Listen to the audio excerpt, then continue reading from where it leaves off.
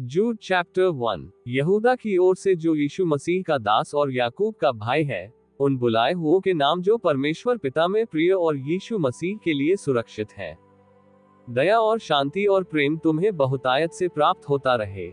हे प्रियो, जब मैं तुम्हें उस उद्धार के विषय में लिखने में अत्यंत परिश्रम से प्रयत्न कर रहा था, जिसमें हम सब सहभागी हैं, तो मैंने तुम्हें ये समझाना आवश्यक जाना कि उस विश्वास के लिए पूरा यत्न करो जो पवित्र लोगों को एक ही बार सौंपा गया था। क्योंकि कितने ऐसे मनुष्य चुपके से हम में आ मिले हैं, जिनसे इस दंड का वर्णन पुराने समय में पहले ही से लिखा गया था। ये भक्तिहीन हैं और हमारे परमेश्वर के अनुग्रह को लुचपन में बदल डालते हैं और हमारे अद्वैत स्वामी और प्रभु यीशु मसीह का इनकार करते हैं।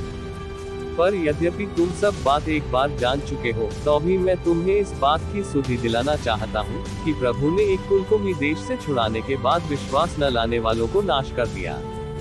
फिर जो अद्भुतों ने अपने पद को स्थिर न रखा वरन अपने निज निवास को छोड़ दिया, उसने उनको भी उस भीषण दिन के न्याय के लिए अंधकार में जो सदा काल के लिए है बंधनों में रखा है।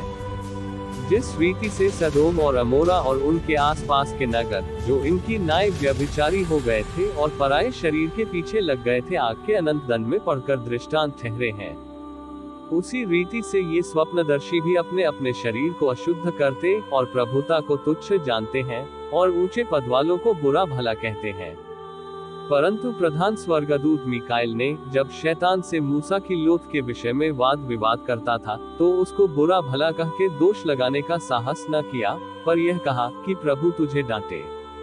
पर ये लोग जिन बातों को नहीं जानते, उनको बुरा भला कहते हैं, पर जिन बातों को अचेतन पशुओं की नाय स्वभाव ही से जानते हैं, उनमें अपने आप को नाश करते हैं।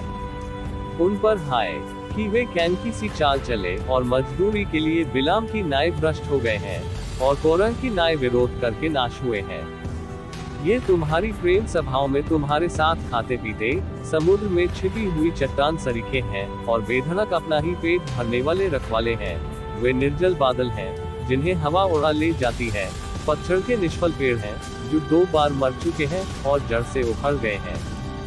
ये समुद्र के प्रचंड हिलकोरे हैं जो अपनी लज्जा का फेन उछालते हैं।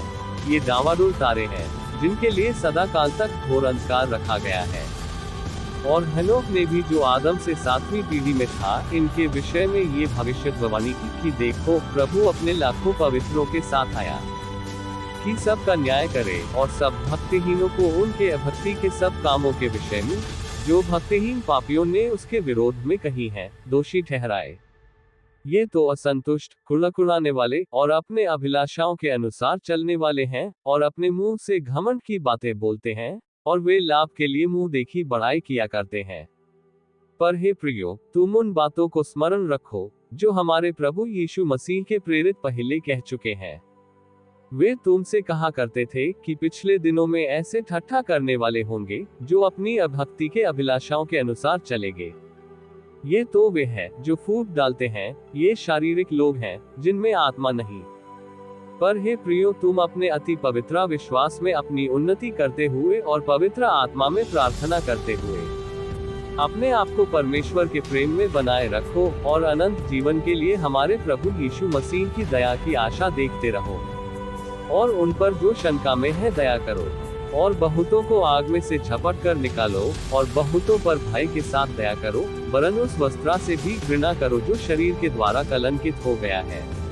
अब जो तुम्हें ठोकर खाने से बचा सकता है और अपनी महिमा की भरपूरी के सामने मगन और निर्दोष करके खड़ा कर सकता है, उस अद्वैत परमेश्वर हमारे उद्धारकर्ता की महिमा और गौरव और पराक्रम और अधिकार हमारे प्रभु यीशु मसीह के द्वारा जैसा सनातन काल से है, अब भी हो और युगानुयुग रहे।